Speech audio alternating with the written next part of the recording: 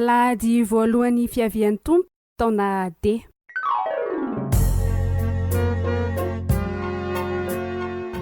Any aminao ry tompo no anandratako ny fanahiko, ianao ry Andriamanitra no ifefeko. Tsy ho azo kenatra aho, tsy ho resy fahavaloko. Izay rehetra mitady anao, tsy ho azo kenatra. Salamo 4:20.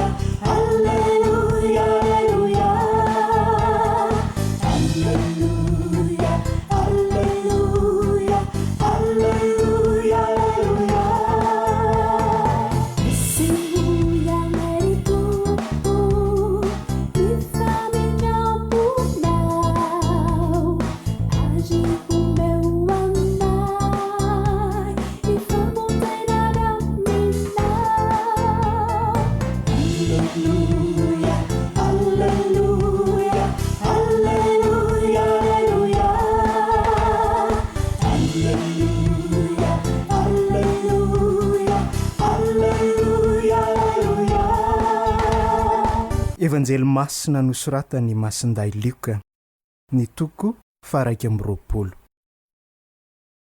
Tamin'izany andro izany Jesosy nilaza tamin'ny mpianany hoe hisy famantarana eny amin'ny masoandro sy ny volana ary ny kintana, ary ety an-tany dia hooro sy ferhevitra ny firenena noho ny fikotrokotroky ny ranomasina sy ny onjana.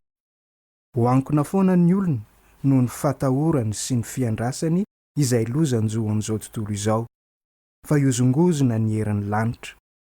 Dia ho hita amin'izay ny zanak'olona avy any ambonin'ny raona ampahefana azy voninahitra lehibe.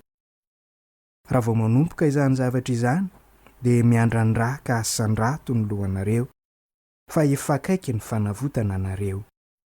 Tandremo ary, fandraova sara ny fihinanan-doatra sy ny fimamoana ary ny fiahiana izao fiainana izao ny fonareo, ka tratra ny tonga tapoka aminareo anie izany andro izany. Fa ho sahala amin'ny fandrika ahavoan'ny olona rehetra mitoetra eto ambonin'ny tany izany. Koa miambena ary mivavà mandrakariva mba homendrika ho afaka amin'izany loza rehetra tsy maintsy tonga izany ianareo, ka hitsangana iseho eo anatrehan'ny zanak'olona. Izany ary ny tenin'ny Tompo. Derany eo anao ry Kristy.